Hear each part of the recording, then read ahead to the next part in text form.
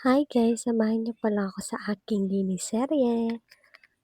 So, ayan nga guys, dahil it's Linggo Day, napag-isipan kong maglinis ako ng aking drawer.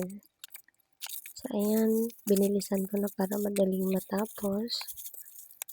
Hindi ko alam, super dami ko na palang kalat dyan. Hindi ko lang nalilinis kasi alam niyo na, paggaling sa trabaho, syempre, nakakapagod. Tulog agad. So, ayan guys, linis-linis lang. Ang daming kong palang kalat. May kutsilyo,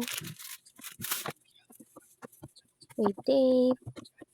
So, syempre, bago ko ibalik yung gamit, linisan muna natin yan. Linis-linis muna. Feel ko mga isang taon pa siguro dyan matatapos. Ang daming kaartihan sa buhay. So, ayan guys, nilinisan ko muna siya ng tissue. Tapos, yung wipes. Syempre, para matanggal naman yung dumi. Alangan. Alangan naman nag-ikot yung butong na dahil natin. So, ayan. Binabalik ko na pala dyan, guys. So, yung mga gamit ko na yun, inabalik ko lang sa TikTok shop.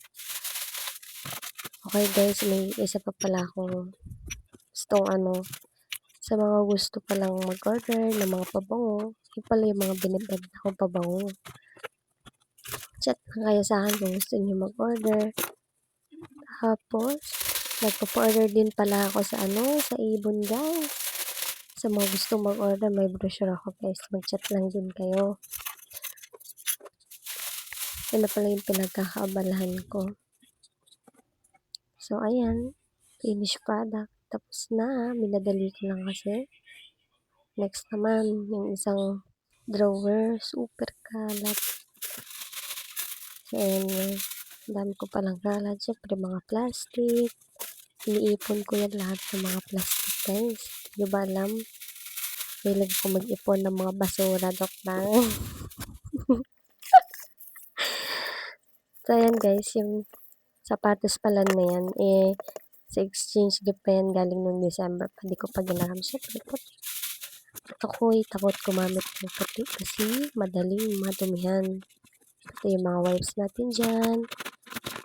Extension. Tapos yung extra pala yan hanger ko na hindi ko na ginagamit.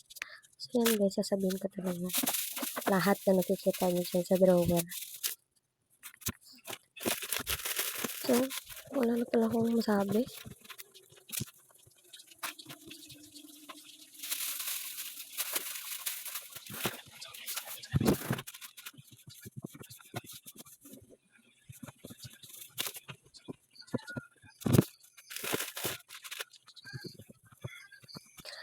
Feel ko sa paglilinis pa lang ng tagal-tagal ko na matapos. So, ayan guys, balik na natin lahat ng mga kinuha.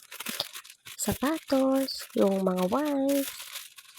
Siyempre naman, para maging maayos naman yung ilalagyan natin. Kasi feel ko na na ako sa gulo-gulo, na stress na ako.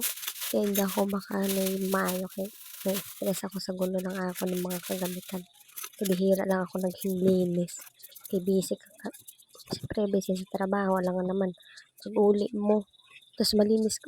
Siyempre, kasagit sa ulo, di ba?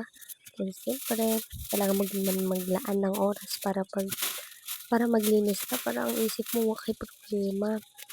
So, kasi Domingo ina, guys. Kaya nilinis ko na lang ang ako ning drawer. So, ayun guys. Thank you for watching. Bye-bye.